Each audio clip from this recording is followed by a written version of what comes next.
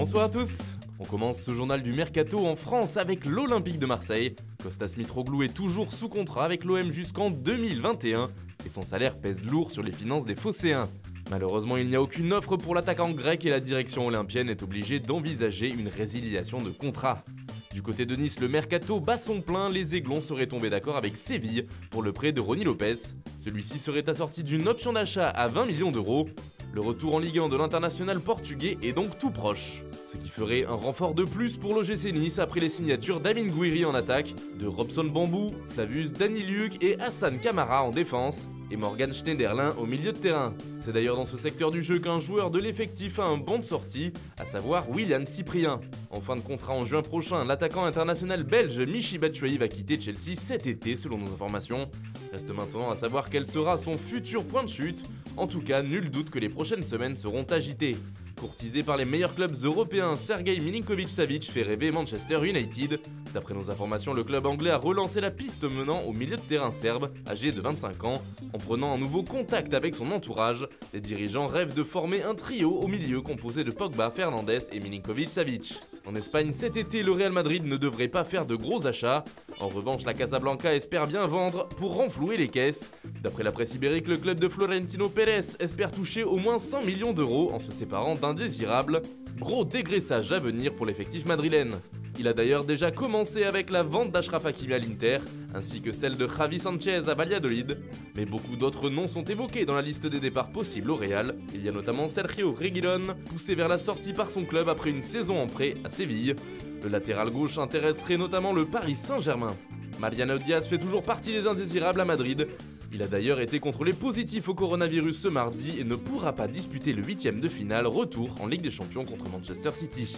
Les départs de James Rodriguez et Gareth Bale sont souhaités eux aussi par le Real. Mais comme depuis plusieurs mercatos, aucun deal ne semble vouloir se concrétiser, même si la Casablanca est prête à baisser ses revendications. D'après la presse espagnole, elle pourrait par exemple accepter de vendre le Colombien contre 25 millions d'euros, lui qui avait été acheté 75 millions d'euros à Monaco en 2015. Aucun club ne s'est encore positionné sur l'international gallois non plus, sous contrat pour 2 années supplémentaires. S'en séparer coûterait environ 60 millions d'euros au club madrilène. Oscar Rodriguez, lui, en revanche, a plusieurs courtisans, le FC Valence et le FC Séville ont coché son nom, tout comme Villarreal, piste la plus sérieuse pour le moment. Le Real Madrid en demanderait au moins 10 millions d'euros. Toujours dans ce processus de nettoyage de l'effectif, Takefusa Kubo pourrait lui aussi quitter Zidane et consorts, et c'est le Séville FC qui tiendrait la corde sur ce dossier. En effet, le jeune japonais de 19 ans souhaiterait jouer en Andalousie, où il pourrait découvrir la Ligue des Champions. On parle ici d'un prêt avec option d'achat. D'ailleurs, un joueur de Séville intéresse les merengues, il s'agit de Jules Koundé. Le défenseur central de 21 ans serait dans le viseur du Real, lui qui a réussi à s'imposer comme un titulaire en puissance dans son équipe.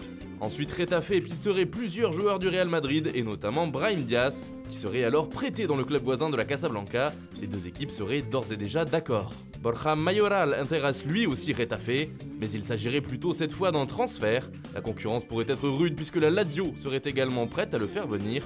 Le nom d'Alvaro Odriozola figure lui aussi dans la liste de Retafe, lui qui avait été prêté au Bayern Munich. Enfin, dernière arrivée dans l'effectif du Real Madrid, c'est Reinier qui pourrait être accueilli par Retafe, mais Valladolid et Leverkusen sont également en discussion avec Florentino Pérez pour se faire prêter la pépite brésilienne.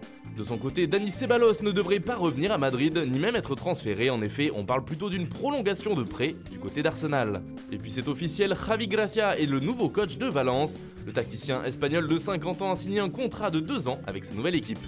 C'est également officiel, Adam Lallana a quitté Liverpool. Libre, il s'est engagé avec Brighton pour les 3 prochaines saisons. McTargay quitte la Saint-Etienne pour rejoindre la Belgique et Ostend. L'attaquant est lié à sa nouvelle équipe jusqu'en juin 2024 avec une année supplémentaire en option. Voilà, c'est tout pour aujourd'hui, bonne soirée à tous et rendez-vous demain pour de nouvelles informations sur le Mercato.